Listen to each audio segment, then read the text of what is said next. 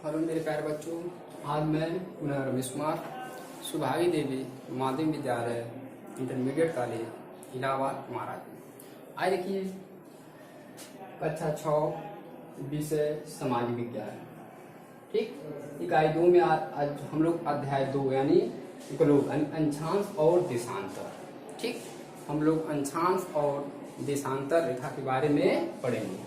जैसा एक देख लीजिए, जैसे ग्लोब है। ठीक, तो ग्लोब पर यानी अंशांश और देशांतर रेखा है, मतलब बीचों बीच एक हमारा जो रेखा जिस पर इधर त्रिध्रुव और नीचे क्या है, दक्षिणी ध्रुव। ठीक, आइए देखिए, सर्वप्रथम जान लें हम कहाँ रहते हैं, पृथ्वी यानी सौरमंडल। पहले सबसे पहले जान लें कि सौरमंडल में कुल कितने ग्रह हैं।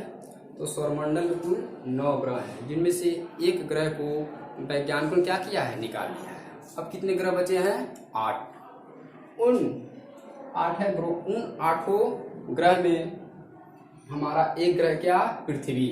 ठीक, यानी पृथ्वी जिस पर हम लोग रहते हैं, यानी मानव किस पर निवास करता है, यानी पृथ्वी ग्रह के अलावा और कोई ऐसा ग्रह नहीं है जिस पर मानव रह सके। ठीक, आइए जानिए, सबसे पहले हम पृथ्वी के बारे में जान लीजिए। जाने हम पृथ्वी के छोटे से भागों पर रहते हैं तथा प्राय यह समझते हैं कि पृथ्वी चपटी है। हम क्या समझते हैं, पृथ्वी कैसी है, चपटी है, लेकिन वास्तव में पृथ्वी गोलाकार है। लेकिन पृथ्वी कैसा है, गोलाकार है, चपटी नहीं है। लेकिन पूर्ण रूप से यह गोलाकार नहीं है, लेकिन वह भी पूर्ण रूप से क्या है, पूर्ण रूप से गोलाकार नहीं है।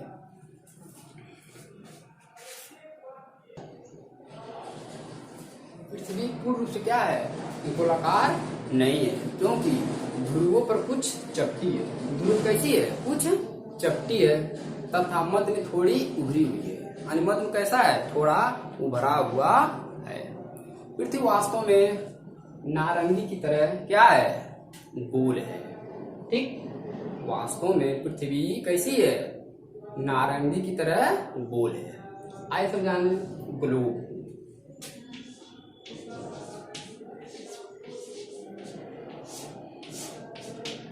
ग्लोब किसे कहते, यानी ग्लोब की परिभाषा जान लीजिए। ग्लोब पृथ्वी का प्रतिरूप है। ग्लोब क्या है, ग्लोब पृथ्वी का प्रतिरूप है। पृथ्वी का सही आकार, यानी पृथ्वी का सही आकार दिखाने के लिए हम किसका प्रयोग करते हैं, ग्लोब का प्रयोग करते हैं। यानी पृथ्वी का सही आकार प्राप्त करने के लिए हम ग्लोब का प्रयोग करते हैं। ग्लोब में सभी हम महाद्वीपों एवं महासागरों की धुरी पर महाद्वीपों एवं महासागरों की स्थिति तथा आकार का सही रूप से दिखाई जाती है। किसमें, ग्लोब में। महाद्वीप हो चाहे महासागर हो, जो भी हो, सही रूप से क्या होता है, उसको दिखाया जाता है। अब बताइए, महाद्वीप की संख्या कितनी है, 7। महाद्वीप की संख्या कितनी है, 7, और महासागर की संख्या 5। तो ये सब ग्लोब पर सही रूप से दिखाए जाते हैं। जिस प्रकार पृथ्वी अपनी दूरी क्या करती है, घूमती है। जिस प्रकार पृथ्वी अपनी दूरी पर घूमती है, उसी प्रकार ग्लोब को भी क्या किया जाता है, घुमाया जा सकता है। जैसे पृथ्वी दूरी पर घूमती है, उसी तरह से ग्लोब को भी घुमाया भी जा सकता है। हम ग्लोब को एक स्थान से दूसरे स्थान पर आसानी से नहीं ले जा सकते हैं, लेकिन ग्लोब को हम एक स्थान से दूसरे स्थान तक आसानी से नहीं ले जा सकते। ठीक, अब आइए देखिए अंशांश तथा देशांतर रेखाएं। अगर हमारा हेडिंग होगा अंशांश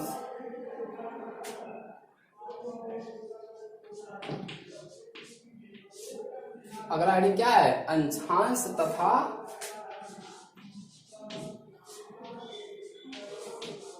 देशांतर क्या है, अंशांश तथा देशांतर रेखाएं।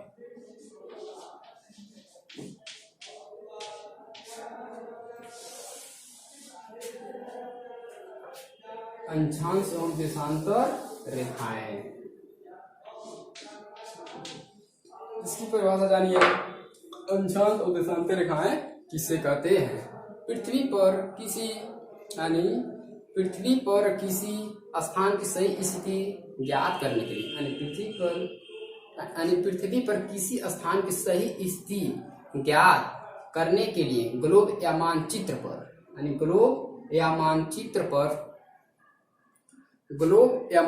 पर क्षैतिज तथा लंबवत रेखाओं का एक क्या है? जाल देखें। जैसा कि यहाँ बताए थे, ठीक इस तरफ होता है। क्या है? क्षैतिज रेखाओं का एक जाल होता है, ठीक, यानी क्षैतिज रेखाओं का एक जाल, ठीक, क्षैतिज और लंबवत रेखाओं का एक जाल देखते हैं। एक काल्पनिक रेखाएं या वृत्त अंशांश देशांतर रेखाएं कहलाती हैं। वही काल्पनिक अंशांश देशांतर रेखाएं क्या होती है? कहलाई जाती है। तो ये है अंशांश और देशांतर रेखाएं। अब इसमें से हम एक खाली निकालेंगे, एक देखेंगे अंशांश रेखाएं, ठीक। अंशांश और देशांतर रेखा की परिभाषा आपको बताया। अब उसमें से आए देखिए अंशांश रेखा, यानी अंशांश रेखाएं किसे कहते हैं?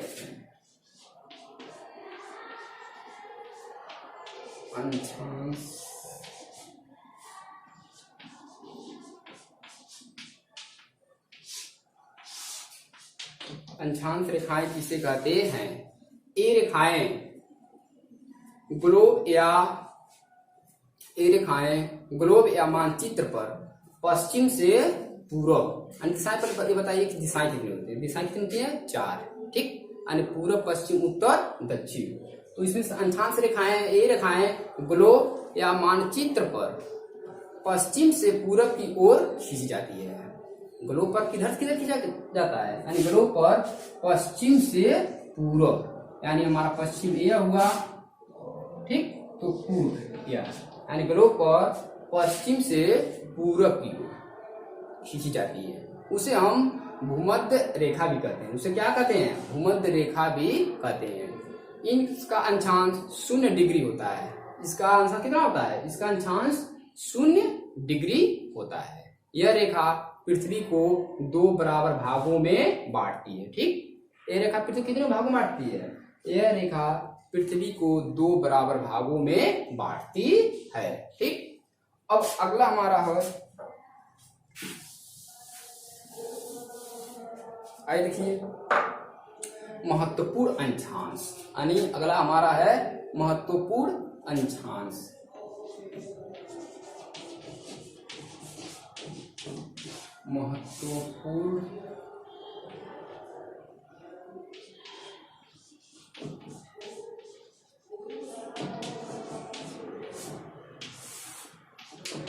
महत्वपूर्ण अंशांश, इसकी परिभाषा जान लीजिए।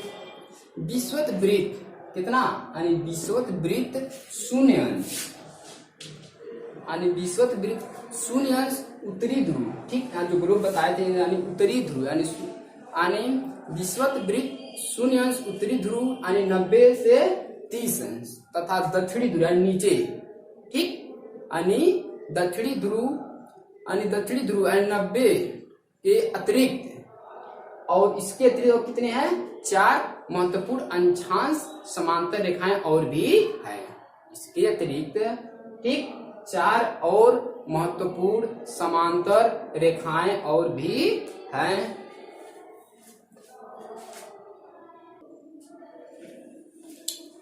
अब अगला देखिए महत्वपूर्ण अंशांश, इसके बारे में बताएं, इसकी परिभाषा जाने। अब आइए पृथ्वी के ताप कटिबंध, अगला हेडिंग होगा पृथ्वी के ताप कटिबंध,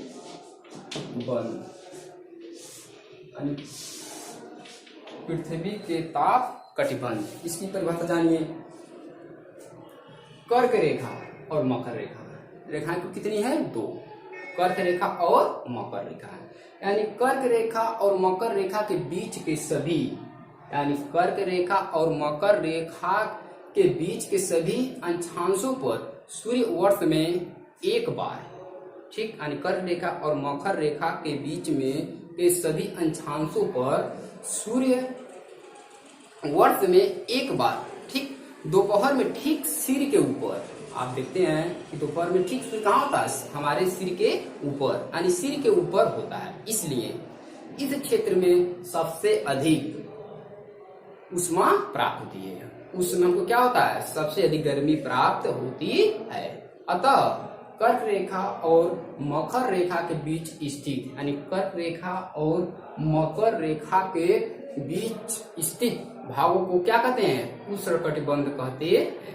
यानी कर्क रेखा और मकर रेखा के बीच में स्थित भाग को क्या कहते हैं, उष्णकटिबंध कहते हैं। आइए देखिए अगला देशांतर, ठीक, इसकी परिभाषा जान लें। अब देशांतर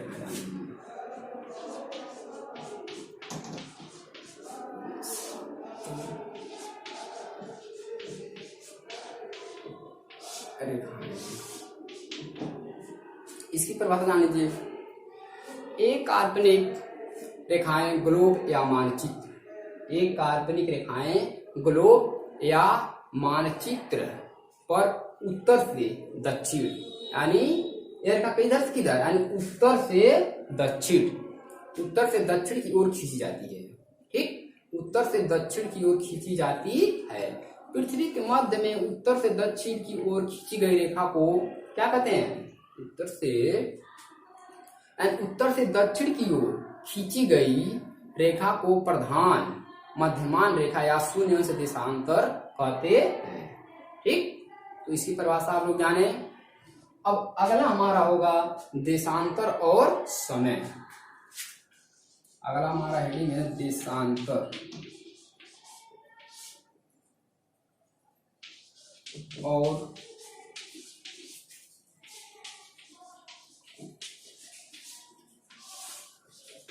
देशांतर और समय, इनका परिभाषा जान लीजिए।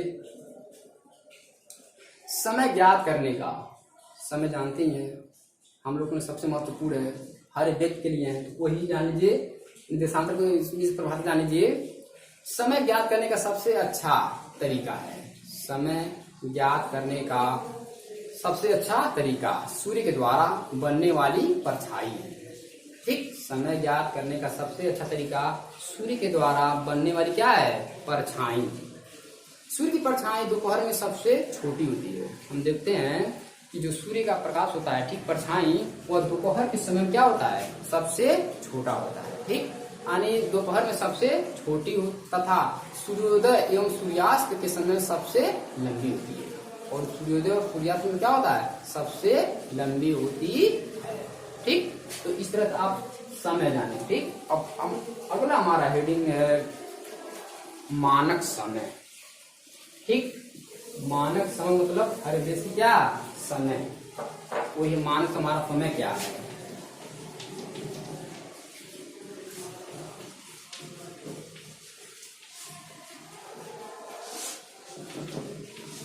मानक समय प्रभाव जान लीजिए। आपने देखा कि अलग अलग देशांतर पर स्थित, ठीक, हमने देखा आप लोगों ने, ठीक, कि अलग अलग देशांतर पर स्थित स्थानों स्थानीय समय में क्या होता है, अंतर होता है। ठीक, जैसा अपना देश है, कोई और देश है, तो अपने देश का समय कुछ और रहता है, दूसरे का कुछ और समय रहता है, यानी अंतर होता है। प्रत्येक देशांतर पर स्थानीय समय में क्या होता है, 4 मिनट का अंतर होता है। ठीक, हर स्थानीय में कितने का अंतर होता है, यानी 4 मिनट तो क्या होता है, अंतर, यानी 4 मिनट का अंतर होता है। परंतु प्रत्येक स्थान पर घड़ी में 4 मिनट का अंतर करना कठिन एवं अव्यवहारिक है। उदाहरण में देख लीजिए,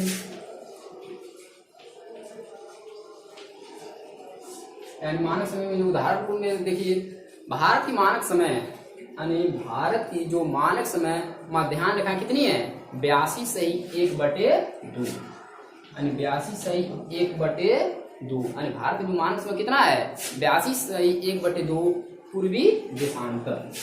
क्या है,